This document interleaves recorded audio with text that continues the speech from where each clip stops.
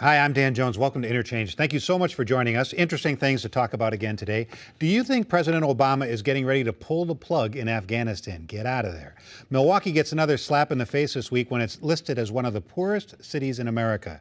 And we'll talk about the big Monday night Packer game against the Minnesota Vikings. Joining me tonight are Joel McNally, newspaper columnist and the host of the Morning Magazine program on AM 1290.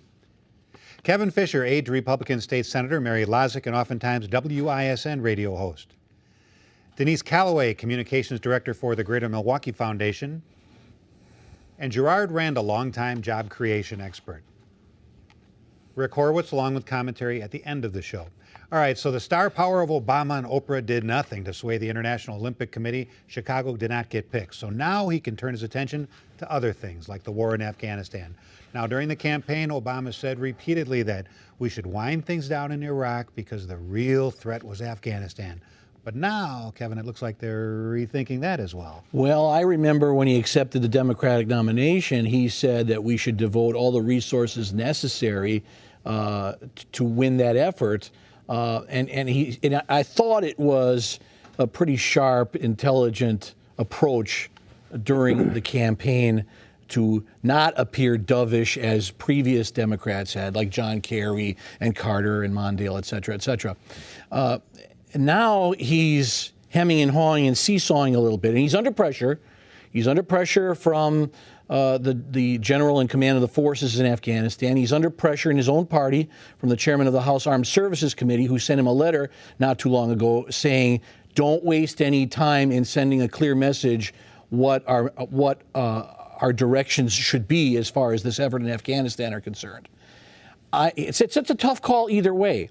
If he goes along and sends the thousands of troops that are being requested to send over there, then he looks hawkish, but it appears that he may be creating another Vietnam-esque situation. If he pulls back, then do you create a situation in Afghanistan with that porous border with Pakistan? Does Afghanistan become a training ground for the terrorists to plot another 9/11? I believe he's going to pull back because he doesn't want Afghanistan to be hanging out there to bog down his domestic agenda and to be haunted with the view by many that Afghanistan is going to be just another prolonged Vietnam. So I think he's going to pull back. Denise, you think this was his game plan all along? I mean, are things drastically different now than they were during the campaign? Well, I think a couple of things. First of all, I think one of the things we've learned over the past 8 years is that nothing that happens in that part of the world is that simple. So I do think he's being cautious because he wants to make sure that he has a clear understanding of what's happening, because we know the sands shift in that part of the world very quickly. I don't think this is necessarily what he had planned all along, but I think, as we often find out, when we're looking into something, it's a lot tougher than we think that it may be. And I think that's the situation he's facing. But I think Kevin's right. He's got a devil of a dilemma. It's almost like Lyndon Johnson, where he inherited a war. He's got his own domestic policy that he wants to push through, but he also has this war that's hanging out there that he's got to be able to. And he also has labeled this a war of necessity, comparing it to the one in Iraq, which he has called a war of choice. So he's got that back there. And then he's got all these people telling him 7 years is long enough, get out. Well, had he not made such a compelling case, in fact, at some points I thought he may have oversold, even stronger than the Bush administration, the need to be in Afghanistan by saying that was where terrorism was being cradled. It wasn't Pakistan, he said Afghanistan, and that of necessity we had to be there. His problem going forward with that is that all it will take is for some terrorism event to occur in that region, Iran, for example, for nuclear weapons to get into the wrong hands, for there to be some type of tragic event that does occur in Pakistan, and then he'll have to go back to make the case once again that there's a need to go back into Afghanistan to ratchet up the troop levels when perhaps we've already started to pull back, and he won't get any support for being able to do that. I think his credibility will be attacked either way, but it will be attacked even more strongly if he attempts to pull back now and then go back in even with a modest increase. So is he going to wind down Iraq and wind down Afghanistan? I hope so. I think some things have changed. Part of it is things are different, a little bit different now than they were during the campaign. We've now just recently had a brazenly corrupt election in Afghanistan. There is no real government there, and there never has been. The weird thing about Afghanistan is it was never ruled by outside colonial powers the way some other parts of that world were. There is simply no government there. It is warlords and competing warlords, and the so-called president of the country, probably rules about 6 square blocks of Kabul or something. There is no control over. There is no central government, and so it's not friendly terrain by any means. If we're in there trying to protect a government, and there is no government, that is an endless process. I am happy that they are examining it closely, that there are conflicting opinions. They're not just automatically going along with the men on the ground, the generals on the ground. They always want more troops. And in fact, Stanley McChrystal, even while he's asking for more troops, isn't guaranteeing success. He says success is not guaranteed no matter what we do. He did say if we don't send more troops, we're going to fail. But he did not say pouring 60,000 more Americans in there is going to help us succeed. It is a mess. There has been no country that's gotten in there that's gotten out alive, including the Soviet Union. When they tried to move in there, it is. I was glad to hear during one of the early conversations the President of the United States actually used the phrase mission creep, because we have seen past presidents get drawn into wars thoughtlessly, by acting on cliches without examining the situation closely. It is a difficult situation.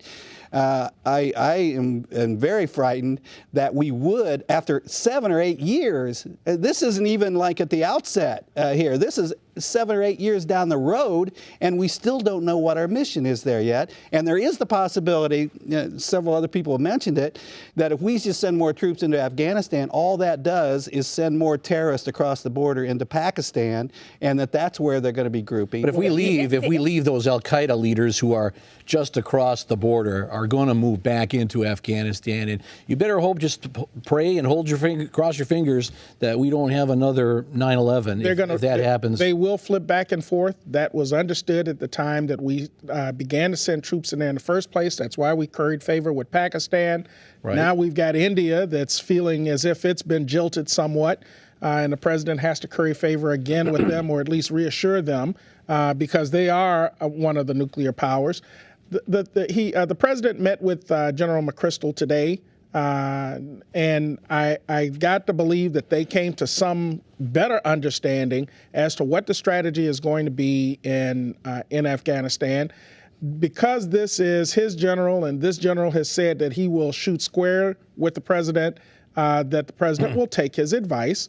He may end up having to, so to speak, bite the bullet and send those additional troops over there, because a lot of his foreign policy integrity rests on what he does with this situation. I think one of the things that we're probably likely to see is, I think you're right, Gerard, but there are going to be some additional troops. Maybe not, I don't think 40,000, I don't think 60,000, but some additional troops. But the other thing that we've just done is we've just made a significant increase in our aid to Pakistan. So I think what we're going to see is really kind of a military push, some increase in troops, but also we're going to see ways that we can work with Pakistan to help make that border not as porous and to work with that country. All right, next topic. Census Bureau figures from 2008 released this week show that Milwaukee is the 11th poorest big city in the nation, with 1 out of 4 adults and nearly 1 out of 3 kids living in poverty here. And a UWM study released this week shows that nearly 50% of working-age black males aren't working at all. These are guys between the ages of 16 and 64. It really does, when you see these articles again and again, it makes you wonder, is Milwaukee becoming the next Detroit? And I thought that when you look at Time magazine this week, they have this big thing about Detroit and what happened to Detroit, and you think, is the same thing happening here? I lived in Detroit for a while back in the 80s. I happened to witness the beginnings of the decline in Detroit, and having gone back there last year a couple times, it was just a devastated city that I saw almost 25 years later. Milwaukee, I don't think, has hit that point because I think the leaders in Detroit were shell-shocked and they waited too long to address the problem. The auto industry at 25 years ago was still generating most of the jobs in that region, and people felt pretty comfortable that they wouldn't have the kind of decline economically that certainly it's facing today. Milwaukee, on the other hand, has tried to reinvent itself, I think, before we get to that point where we're looking more and more like Detroit, even though all of the things that point to a precipitous slide are certainly facing us squarely in the eye. The unemployment rate, the mayor has assumed responsibility for job creation, job training, and I think people are waiting to see what those outcomes are going to be. And there's not a whole lot of patience on the part of this community to see that turned around. One of the assets that we have is a very strong university and college community. That bodes well for us because many of those who graduate from those institutions will stay here. And I hope that that bolsters a middle class in this community that will have some kind of trickle-down effect. We do have some significant industries that are located here that are high-tech industries that we tend to forget about. Metavante, while it's just been sold and changing, it does represent a significant part of the financial services industry, data processing, that other communities wish that they could have. So I do think that if we can begin to focus on what it will take to regionalize this economy and move those people who at this time are not participating in it, that Milwaukee will certainly fare better than what Detroit is faring. But it will take an awful lot of work. Is this city going down or going up or just kind of maintaining? Well, see, what I worry about is we see these reports, and this is just one of many of these reports we see, and I don't hear any outcry. I don't hear any reaction. I don't hear any sense from the leaders or even the political leaders that there is a crisis. The 11th poorest city in the nation, to me, that's a crisis. 25% of your adults or a third of your kids living in poverty, to me, that's a crisis. And I don't see any crisis mode here to deal with that. I think Gerard is right in one sense. Our entire economy is not tied to one industry the way Detroit's was. But at the same time, I don't see enough really aggressive action to build more jobs here. Mark Levine from UWM has said, if every job in the city were filled, we would still have unacceptable unemployment. There simply are not enough jobs here for the people who need work. And I don't see. I always used to say that the good thing about Milwaukee was that our problems were not of such catastrophic proportions that they couldn't be dealt with if there were a political will to deal with them. And I've always bemoaned the fact that I don't see a strong political will to deal with issues like poverty. We'd rather ignore it than deal with it. But I'm starting to worry, maybe, if we see very many more of these reports and there's no reaction, we simply accept it, that we're going to get to the point where it can't be turned around. But Denise, if the jobs aren't there, the jobs aren't there. I mean, you drive down, the south side where Alice Chalmers used to be, or A.O. Smith on the north side. If the jobs aren't there, they aren't there. They aren't, and I think we have to take a look at why we are not attracting jobs. If we take a look at our neighbors to the north, the Twin Cities, they've been able to do a good job of attracting new industry. I think one of the things that we have in common with Detroit, unfortunately, is that we both are in a situation where we have K-12 education systems that are morally and academically bankrupt for far too many kids. If you don't have a well-trained workforce, a well-educated workforce, that's one of the things that's going to make it hard for us to bring jobs into the community. And I think that's something that we really have to deal with. We're not going to be able to attract people. We're not going to be able to attract jobs if we don't have a strong educational system where people think that the folks who are graduating from our high schools are going to be able to take on those new jobs. Isn't that basically what the mayor is saying? Okay, let's the schools are a problem. Let's attack that first. Well, he's saying the right things, and he's right about what the problems are, but his solution and his approach to solving the the problem is way off base, and I thought that message was delivered loud and clear this week. I work in the political arena, and while I think when we hear these reports, and Joel's right, there are many of them that come out, when we hear these reports, we should be concerned, but we should not become deeply alarmed, because there's the government definition of poverty, and then there's the image of poverty that politicians and political activists like to convey, and they're not the same. According to the government, the average person in poverty has living quarters, has an automobile with air conditioning, has utilities, has a washer, a dryer, a microwave, a CD player, a DVD player, has all these things, and by the head of the household's own admission, enough resources to feed the family. So how poor are the poor? That's not to say that they're living an opulent lifestyle. That's not to say that there aren't really poor people having tremendous hardships. But we have to put this problem in perspective. Yes, jobs that's the answer. That's the answer. Strengthening the family unit is an answer to this problem. Less single-parent families, stronger marriages, two-parent families, and also reducing illegal immigration. That would solve our poverty problem a great deal, and making sure that the legal immigrants who are coming into this country are trained to become productive citizens. You do all that, and I think you could at least put a tremendous dent in child poverty in this country. Well, if we really think that poverty is not hard and horrible and horrendous for the people who are living in it, then that explains why we're not dealing with it. And to me, that is unacceptable. I think the one thing we do know, though, is that the face of poverty in this community more and more is looking like the face of our children.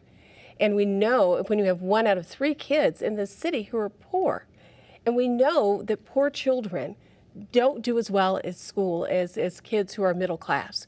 So if we're ever going to be able to kind of crawl out of this hole that we seem to be digging for ourselves, we have got to be able to do a better job of getting resources to kids. Because if we don't do that, we're repeating this pattern over and over again. We've got more kids who are in it, so we just dig that hole deeper and deeper. So what do we do that we haven't done the last 10, 20, 30 years? We can't keep doing the same stuff. No, but broadening our economy so that we're not totally reliant on a handful of industries, making sure that our schools are competitive, that they are producing the kinds of young people that will be able to access the kinds of jobs that we would look to create. Our graduates from MPS right now would not be able to access in any great numbers the kinds of high-tech jobs that we're looking to attract to this community, the kinds of jobs that the Madison campus, the Milwaukee campus, through their School of Engineering or their health programs are looking to try to create. They simply are not ready for those kinds of jobs. And that's where the mismatch comes in. Then again, too, as Professor Levine pointed out, even if you had all those jobs that stood ready for the people who are here to be able to accept them, we wouldn't have enough jobs. And he's right on that, as long as you begin to narrow the geographical area that you're talking about. Racine, Kenosha, Janesville, Beloit, they're facing the same problems, frankly, that Milwaukee is facing. It is going to take a more regionalized approach to dealing with the economic situation. All right, next topic. We have to talk for just a few minutes about the Monday night Packers-Viking game in Minnesota. Baby. Brett Favre going against his old teammates. I predict that he looks fantastic. I think he's going to look fantastic. Well, I mean, I would hope he looks great, because that means it's going to be a good game. But, you know, I just think that so many people have a bad taste in their mouths about Brett Favre and the way he kind of left us and went off with 2 other teams, that people are really going to not necessarily be rooting against the Vikings. They're going to be rooting against Favre. They don't want Favre to have a good game. But, you know, I hope it's a good game. I hope he does well. I'm confident the Packers will. I'm confident the Packers will win. Now, if he trips running out of the tunnel and breaks his ankle, people are going to say, see? That might be the Packers' only chance. They should be looking for the cheese, you know, that was spread there on the field then. But, you know, I think it is tough, because he's still obviously a very popular This is going to be a great game person there. Oh, absolutely. Yeah. There's so much anticipation to this game. You know, it's like, you know, end of the season kind of championship game or something. And we got another game against them after this. To me, I think we can't lose because, you know, if the Packers look great, the Packers are going to look great. If Brett Favre and the Vikings look great, that is one great team for this entire season up there in Minnesota. And despite what Denise said, we sent him away. We told him to go away. We threw him out. I think a whole lot of people who just like football and good football, the way that team is shaping up, they just think it's going to be an exciting team to watch too. And right now, I'm enjoying watching both teams. Now, the only thing that would top it is if next year the Vikings trade him to the Bears, the Bears Packers game. You can create all these new rivalries. I'm looking forward to this game as well. I do believe that if the Packers haven't fixed their offensive line problem, Aaron Rodgers is not going to be the kind of quarterback that everyone is hoping he can be in this type of game. He can't bring his A game without protection. And what's been shown over the last several games, he can't stand up. He's throwing from his back. He's protecting the ball on his back. He can't connect with what we would like to believe are good receivers because he's on his back. And Brett Favre, frankly, has a few more options at his disposal. He's got good protection. He also has a running back that he can go to, Peterson. 25, 30 times a game. Exactly, and I think that's what he's going to end up doing, just in case they try to put more pressure on him. He's got safety valves. But this team knows him well, though. They know him well. They do know him. Doesn't matter. They know the buttons to push. We know that when Favre gets in trouble and feels pressured, he throws that ball that the second it is out of his hand, he wishes he could take back. Is it going to look like two great quarterbacks or a great 40-year-old quarterback? Where do we get off that Aaron Rodgers is a great quarterback? He hasn't proven anything yet. How many fourth quarter comebacks does he have? One. How many does the other guy have? Well, yeah, I mean, 40. And that's not so bad. And you better, if you're a Packer fan, you better hope that at the end of which will be a close game, divisional rivals, traditional rivals, you better hope that the Vikings do not have the ball with time running out and the ball in Brett Favre's hands, because the odds are he will not throw it up for an interception. The odds are he will make an amazing comeback as he did last Sunday against the San Francisco 49ers. On paper, the Vikings are a far superior team to the Green Bay Packers, and that includes every position, including the quarterback. Well, one of the things, both organizations have staked their reputations that they've made good decisions in what they did and how they built these teams. The Vikings, they brought Brett Favre on, and people questioned, why would you bring someone on at that age? Who's that age? Who's at that point in their career? Oh, I don't know. He's won MVPs and Super Bowls. And look, I'm a huge Brett Favre fan. I accept all of that, but it's still being questioned by a lot of people who say, okay, so what do you do down the line? Then you've got those folk who say, like Joel did, that Brett was chased out. And Ted Thompson has been taking it on the chin for having built the kind of team that he has. So the question will come up, if they lose, why did you do what you did? It doesn't make any difference if they lose, because we'll get to play again in November. So we can have this discussion then, too. It may not have all the drama of Favre versus Rodgers, at least here in Wisconsin, but the debate over health care reform has definitely grabbed Rick Horowitz's attention. And because Rick's a word guy, he's been noticing how health care rhetoric can often be a lot scarier than reality. But first, a warning. This commentary could lead to alligators in your toaster oven. Rick. You know, there are people out there who would actually appreciate a good, honest, fact-based, and data-driven debate about reforming the nation's healthcare system. Pity. But if there isn't a whole lot of sense to lots of the rhetoric against reform, there's definitely a lot of tense. That's right, just in case the present tense and the past tense and the future tense and the subjunctive and the conditional and all the rest aren't quite enough to satisfy you, suddenly there's the cataclysmic hypothetical tense, as in the provisions of this bill could lead to pulling the plug on grandma, or this so-called reform puts us on the road toward a government takeover of the healthcare system, or even the president's position moves us one step closer to a totalitarian, socialist, communist, fascist state. The cataclysmic hypothetical tense. See, it's no longer necessary for the particular horrible somebody's railing against to actually be in a bill. These days, it's enough simply to suggest that under the most sinister possible interpretation of every word and number and punctuation mark in the bill, but also every word, number, and punctuation mark that isn't in the bill, something terrible might just possibly, potentially, conceivably happen. They can't prove it, but they don't have to. The other side can't disprove it. Maybe this or that phrase really could mean we get invaded by swarms of illegal aliens. Or for that matter, swarms of intergalactic aliens from the planet Rudy Toot. Is there anything in the bill that specifically prohibits intergalactic swarms? What does that tell you? And what about Thursdays? Why doesn't it say anything about Thursdays? And how about when the moon is in the 7th house and Jupiter aligns with Mars? Petrified yet? No? Just give them time. First they use the cataclysmic hypothetical tense to stir up the fears. Then they say, well, we're not saying it's true necessarily, but it's what people are talking about, so let's talk about it some more. Very nice. Very clever. You ought to know, though, believing nonsense can move your brain one step closer to mashed potatoes. Thank you, Rick, and thank you so much for watching. Enjoy the rest of your weekend. Nosso carnaval é filho dos rituais das bacantes, do couro, das tragédias gregas, das religiões afro-negras, das procissões portuguesas católicas.